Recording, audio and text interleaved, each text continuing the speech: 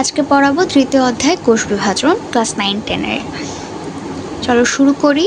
এককোষী জীব থেকে শুরু করে বহুকোষী জীব পর্যন্ত সব ক্ষেত্রে নানা ধরনের কোষ বিভাজন দেখা যায়। এগুলোর কাজ কি? এগুলো দেহ বৃদ্ধি ঘটাবে, জননকোষ সৃষ্টি করবে, আবার কোনটি দ্বিভাজন পদ্ধতিতে সংখ্যা বৃদ্ধি করবে। তাহলে বিভিন্ন ধরনের কোষ বিভাজন কিভাবে হয়ে থাকে এ সম্পর্কে আমরা পরের পেজগুলোতে জানবো।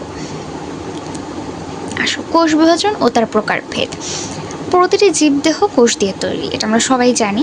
একটি মাত্র কোষ দিয়ে প্রতিটি জীবনের শুরু হয়। তাহলে কি হচ্ছে? প্রতিটি জীবনের শুরু হচ্ছে কি থেকে? একটি মাত্র কোষ থেকে। ঠিক আছে, এটা মাথায় রাখবে যে একটি মাত্র কোষ থেকেই প্রতিটি জীবন শুরু হচ্ছে।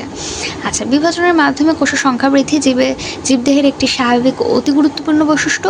কোনো জীবের দেহ একটি মাত্র কোষ দিয়ে গঠিত, এদেরকে বলছে এককোষী। তাহলে এককোষী মানে কি? এককোষী বলেই দিছে কথার মধ্যে, এককোষী তার মানে একটা কোষ থাকবে।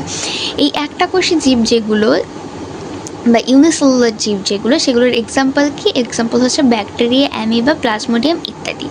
আচ্ছা, এগুলো আমাদের কিসে জানা দরকার? এগুলো আমাদের জানা দরকার এমসিকিউতে এগুলো আসবে যে ব্যাকটেরিয়া, অ্যামিবা, প্লাজমোডিয়াম নিচের কোনটি এককোষী জীব, এই করে 4টা তোমাকে অপশান দিবে। আচ্ছা, এবার আসো, এককোষী জীব বিভাজনের মাধ্যমেই একটি থেকে অসংখ্য এককোষী জীব উৎপন্ন হয়। আবার অনেক জীবে একাধিক কোষ থাকে, তাহলে এদেরকে বলা হচ্ছে বহুকোষী। বহুকোষী মানে বুঝতে পারছি কি অনেকগুলো কোষ আছে। সে বহুকোষীর এক্সাম্পল কি বলছে? মানুষ, বট গাছ, তিমি গাছ ইত্যাদি। শুধু মনে রাখবা যে এককোষীর 3টা এক্সাম্পল আছে। 3টা এক্সাম্পলের মধ্যে কি আছে? একটা হচ্ছে ব্যাকটেরিয়া, একটা হচ্ছে অ্যামিবা, একটা হচ্ছে প্লাজমোডিয়াম।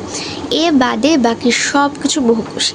এমসিকিউতে আসলে কখনো ভুলাবা না, এটা বাদে সব কিছুই কি? বহুকোষী। কোটি কোটি কোষ দিয়ে গঠিত এই বহুকোষী। আসি, বিশাল দেহ একটি বট গাছের সূচনাও ঘটে একটি মাত্র কোষ মানে জাইগোট বা নিষিক্ত ডিম্বাণু থেকে। আচ্ছা, এককোষী নিষিক্ত ডিম্বাণু থেকে কোষ বিভাজন প্রক্রিয়ায় একসময় কোটি কোটি কোষের একটি পরিণত মানুষের সৃষ্টি হয়। আবার কোষ বিভাজনের মাধ্যমেই পুংঅস্ত্রীগ্যামের সৃষ্টি হয়ে নতুন প্রজন্মের জন্ম হয়। জীবের বৃদ্ধি এবং প্রজননের উদ্দেশ্য কোষ বিভাজনের মাধ্যমে কোষের সংখ্যা বৃদ্ধি ঘটে থাকে। তাহলে কি হলো? জীবের বৃদ্ধি এবং প্রজননের উদ্দেশ্যেই কোষ বিভাজনটা হচ্ছে এবং এর মাধ্যমে কি হচ্ছে? সংখ্যা বৃদ্ধি ঘটছে। চলে যাই আমরা পরের পেজে।